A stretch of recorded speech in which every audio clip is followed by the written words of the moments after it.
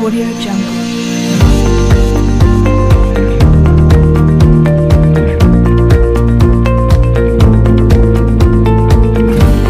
Audio Jungle. Audio Jungle.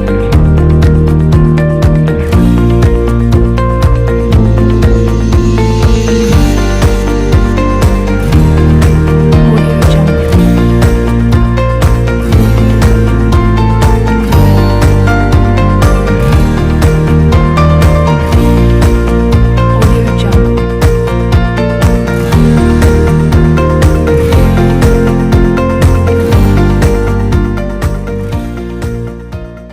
Assalamualaikum. Warahmatullahi wabarakatuh. Kami dari kelompok 3 akan mempresentasikan hasil diskusi kami yang berjudul Peran kelembagaan dalam pembangunan. Berikut pembahasan yang akan kita bahas. Pertama, mengenai peran kelembagaan dalam pertumbuhan ekonomi. Yang kedua, kelembagaan dan biaya transaksi. Ketiga, kelembagaan di era otonom. dan yang keempat, social capital. Oke, peran kelembagaan dalam pertumbuhan ekonomi. Pada dasarnya, peran suatu kelembagaan sangat diperlukan dalam proses kegiatan pembangunan untuk meningkatkan segala infrastruktur demi mensejahterakan kehidupan masyarakat. Kelembagaan merupakan suatu hubungan manusia yang dibentuk melalui struktur kelompok dalam masyarakat yang dibentuk untuk mengatur suatu organisasi dengan tujuan yang sama dan dibatasi oleh norma-norma serta kode etik demi mensukseskan awal dari terbentuknya kelembagaan tersebut. Dalam suatu pembangunan, di daerah peran kelembagaan sangat penting keberadaannya, sebab kelembagaan juga menjadi kitab sukses dalam kelancaran dan berjalannya pembangunan tersebut. Suatu kelembagaan harus dapat membaca dan memantau segala kegiatan perekonomian yang ada di dunia luar. Hal ini agar kelembagaan dapat memprediksi perkembangan perekonomian yang terus mengalami perubahan dari waktu ke waktu. Tahap awal pembentukan suatu kelembagaan harus sangat diperhatikan.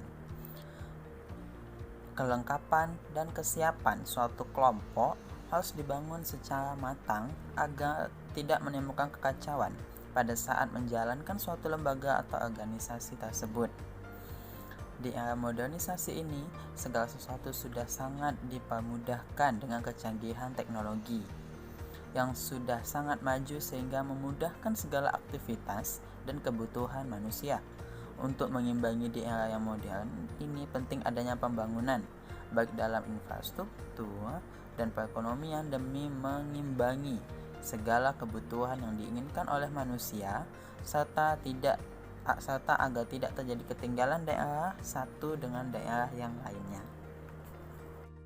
Pembangunan ini juga tidak hanya berperan dalam pelengkapan infrastruktur di sarana dan prasarana, tetapi juga dalam pembangunan perekonomian pada suatu daerah. Pembangunan perekonomian pada suatu daerah harus terus dilakukan dengan meningkatkan segala sektor basis atau potensi-potensi lainnya yang dimiliki oleh daerah tersebut. Dengan demikian akan berpengaruh terhadap kesejahteraan perekonomian masyarakatnya. Apabila suatu daerah telah berhasil mensejahterakan masyarakatnya, itu berarti daerah tersebut juga berhasil dalam sektor perekonomian yang dimilikinya. Semakin berkembangnya zaman, pembangunan infrastruktur maupun perekonomian di daerah kedepannya akan banyak sekali tantangan yang dihadapi, seperti tantangan untuk tetap terus menjaga keseimbangan pembangunan dan pemerataan di daerah tersebut, tetapi melengkapi kebutuhan yang terjamin bagi pelayanan masyarakat dan tetap terus mewujudkan pembangunan daerah yang berkelanjutan. Oleh karena itu, peran kelembagaan yang bertanggung jawab dengan struktur organisasi yang jelas diperlukan demi keberhasilan pembangunan perekonomian daerah tersebut. Kelembagaan dan biaya transaksi. Teori biaya transaksi berasal dari pendekatan kelembagaan ekonomi baru dan berfokus pada tata kelolaan kelembagaan. Menurut Williamson 1986, ekonomi biaya transaksi berlainan dengan ekonomi neoklasikal. Ekonomi neoklasik menganggap dalam aktivitas ekonomi tidak mengalami hambatan, yang berarti karena mempunyai informasi yang sempurna. Keadaan sebenarnya adalah pada setiap proses pertukaran ekonomi, seperti dalam jual beli atau ekonomi exchange, terdapat hambatan yang dapat disebut biaya transaksi. Hubungan keterkaitan biaya transaksi atau cost transaction dengan kelembagaan mempunyai makna strategis sebagai indikator tingkat efisiensi kelembagaan. Indikator efisiensi kelembagaan diamati dari tinggi rendahnya biaya transaksi yang muncul dari kegiatan transaksi ekonomi. Semakin rendah biaya transaksi menunjukkan kelembagaan yang efisien, demikian pula sebaliknya. Asumsi dasar terjadinya biaya transaksi ada dua. Yang pertama, rasionalitas terbatas atau bounded rationality. Yang kedua, perilaku opportunities atau opportunistic. Pertama, bounded rationality, yang mana artinya adalah tingkat dan batas kesanggupan individu untuk menerima, menyimpan, mencari kembali, dan memproses informasi tanpa kesalahan. Menurut Dietrich tahun 1994, bounded rationality didasarkan dua prinsip, yaitu yang pertama, keterbatasan kapasitas komputasi, di mana perhitungan individu untuk memahami informasi yang kompleks atau informational complexity. Yang kedua, terjadinya informasi yang tidak lengkap atau incomplete information atau ketidakpastian informasi, informational uncertainty. Selanjutnya yang kedua, opportunistic. Opportunistic dapat diartikan upaya untuk mendapatkan keuntungan melalui praktik yang tidak jujur dalam kegiatan transaksi. Keunggulan produksi seperti lokasi yang unik atau keterampilan yang berbeda tidak dianggap sebagai sikap opportunities. Kemudian, urgensi biaya transaksi dalam desain kelembagaan. Yang pertama, biaya transaksi digunakan untuk mengukur efisiensi tidaknya desain kelembagaan. Kedua, semakin tinggi biaya transaksi, maka desain kelembagaan semakin tidak efisien. Yang ketiga, semakin rendah biaya transaksi, maka desain kelembagaan semakin efisien. Selanjutnya, faktor yang menentukan besarnya biaya transaksi menurut Chang pada tahun 2000. Yang pertama, what? To identify the bundle of rights, atau hak-hak atau komoditas. Pada hal ini, kesulitan mendapatkan informasi secara langsung juga dapat mempengaruhi dalam penukaran. Yang kedua ada who? To identify of agent involved to the exchange. Pada hal ini, ternyata biaya transaksi pun erat dengan faktor manusianya. Yang terakhir ada how, the institution, technical and social governing the exchange and how to organize the exchange. Dalam hal ini, pasar diandaikan sebagai keselembagaan untuk memfasilitasi proses penukaran agar dapat menguntungkan kedua belah pihak. Selanjutnya, biaya transaksi dan efisiensi ekonomi. Biaya transaksi dapat muncul karena ada penyimpangan-penyimpangan. Berikut penjelasannya. Yang pertama, penyimpangan atas lemahnya jaminan hak kepemilikan. Yang kedua, penyimpangan pengukuran atas tugas yang kompleks dan prinsip yang beragam.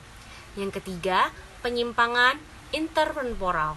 Dan yang terakhir, penyimpangan yang muncul karena kelemahan dalam kebijakan kelembagaan. Masalah utama dalam transaksi yang bisa menyebabkan kontrak berisiko. Yang pertama, kurangnya atau keterbatasan informasi. Dan kedua, spesifisitas aset. Keterbatasan informasi mengacu pada situasi di mana informasi tersebut didistribusikan secara tidak simetris antara pihak-pihak yang bertransaksi dan hanya dapat dibuat simetris dengan biaya yang besar. Sedangkan spesifisitas aset pada umumnya mengacu pada investasi yang memiliki waktu panjang untuk mendukung transaksi spesifik. Apabila nilai investasi tersebut lebih rendah dibandingkan dengan alternatif yang terbaik, maka seharusnya transaksi yang pertama dihentikan sebelum kontrak selesai. Peran kelembagaan dalam perekonomian di era otonom. Peran penting kelembagaan dalam ekonomi adalah sebagai sarana untuk menurunkan ketidakpastian atau mengubahnya menjadi resiko. Turunnya ketidakpastian membuat biaya menjadi transaksi menjadi lebih rendah, sehingga transaksi pasar atau perdagangan akan meningkat. Peran lembaga terhadap perekonomian tersebut terkait dengan kondisi pasar yang ada. Jika kondisi pasar sudah terbuka dan terintegritas, maka peran kelembagaan dalam mendorong perekonomian menjadi lebih besar. Jadi, perlu diperhatikan mengenai pembangunan lembaga yang dapat mendukung berkembangnya pasar. Oke, selanjutnya, memiliki kerangka hukum untuk pembangunan kelembagaan. Negara ekonomi modern butuh memiliki setidaknya infrastruktur undang-undang sederhana yang dipusatkan pada perlindungan terhadap hak milik dan kontrak. Reformasi undang-undang yang mendasar diperlukan untuk membuat infrastruktur undang-undang tersebut untuk mengadopsi sistem aturan hukum yang relatif tepat. Sebaliknya, dari standar yang semakin terbuka atau investasi besar dalam meningkatkan kualitas pengadilan, siklus kebaikan akan muncul dengan diawali pengeluaran sederhana pada reformasi hukum yang kemudian meningkatkan tingkat pertumbuhan ekonomi. Pada gilirannya menghasilkan sumber daya yang akan dapat digunakan untuk melakukan reformasi undang-undang yang lebih besar pada masa depan. Menurut Posner tahun 1998. Oke, selanjutnya, bagaimana lembaga mendukung pasar? Ada 3 hal utama lembaga yang mendukung pasar. Alasan pertama, menyalurkan informasi mengenai kondisi pasar, barang, dan pelaku. Lembaga dapat mempengaruhi produksi, pengumpulan, analisis, verifikasi, dan penyebaran atau tidak menahan informasi dan pengetahuan. Lembaga melakukan ini untuk pelaku dalam di antara komunitas dan pasar. Lalu, alasan kedua, merumuskan dan menegakkan hak kepemilikan dan kontrak, menentukan siapa yang memperoleh apa dan kapan, mengetahui hak atas aset dan pendapatan, serta kemampuan untuk melindungi hak pengembangan pasar.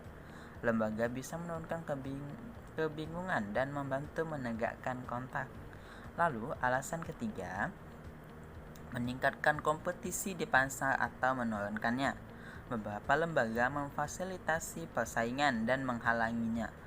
Permasalahan ini mungkin lebih besar untuk petani yang kecil dan miskin. Pedagang mungkin akan mengenakan tingkat bunga yang tinggi terhadap petani yang lebih miskin dan petani yang mungkin gagal, daripada mereka dikenakan penerapan yang kompetitif.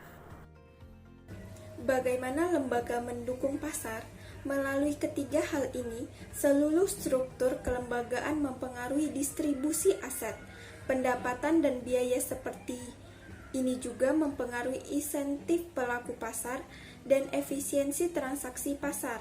Sebagai contoh, memberikan hak formal kepada si miskin yang hak kepemilikannya tidak diterima oleh pemberi pinjaman, sehingga memungkinkan mereka untuk meminjam dan berinvestasi. Apa itu social capital? Social capital atau modal sosial adalah sumber daya yang dimiliki oleh masyarakat dalam bentuk norma-norma atau nilai-nilai yang memfasilitasi dan membangun kerjasama melalui jaringan interaksi dan komunikasi yang harmonis dan kondusif.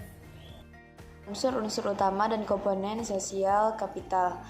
Yang pertama, kepercayaan atau trust. Kepercayaan adalah suatu hal yang terbentuk dari perilaku jujur yang mana akan menjadikan subjek tersebut dipercaya sehingga dapat meningkatkan toleransi dan kepercayaan antar sesama. Contoh sikapnya seperti kejujuran, kewajaran, toleransi, dan kemurahan hati. Yang kedua, nilai dan norma atau norm. Nilai adalah suatu ide yang turun-temurun dalam masyarakat dan sudah dianggap benar serta penting bagi kehidupan.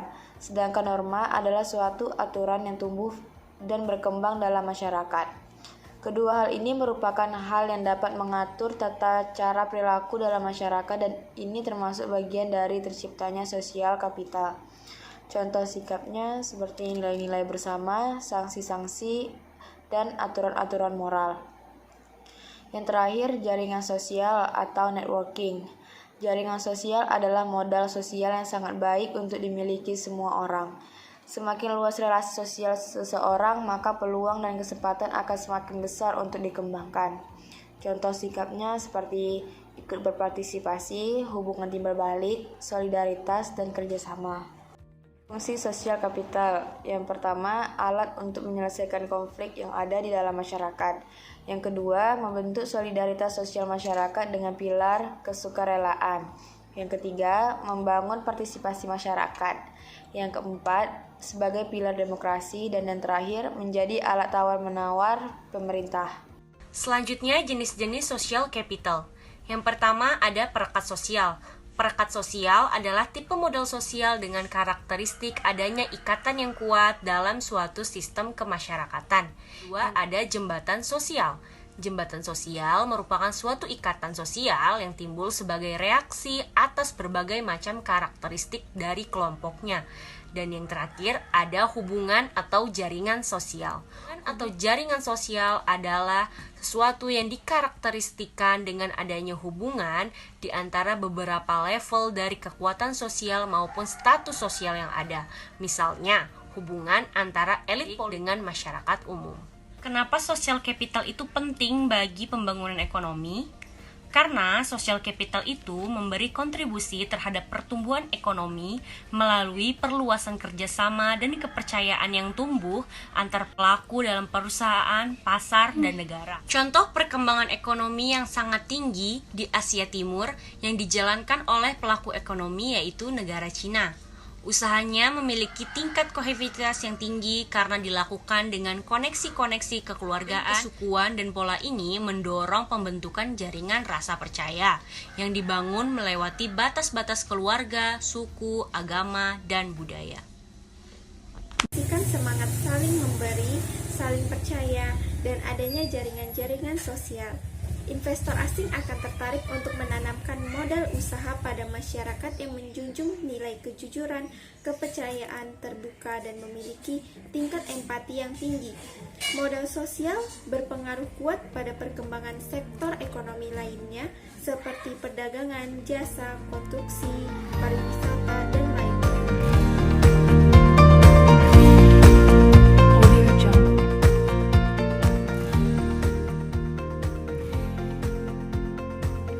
Baiklah, sekian dari kami. Apabila ada kesalahan dalam penyampaian, Kami mohon maaf. Wassalamualaikum warahmatullahi wabarakatuh. Audio Jungle.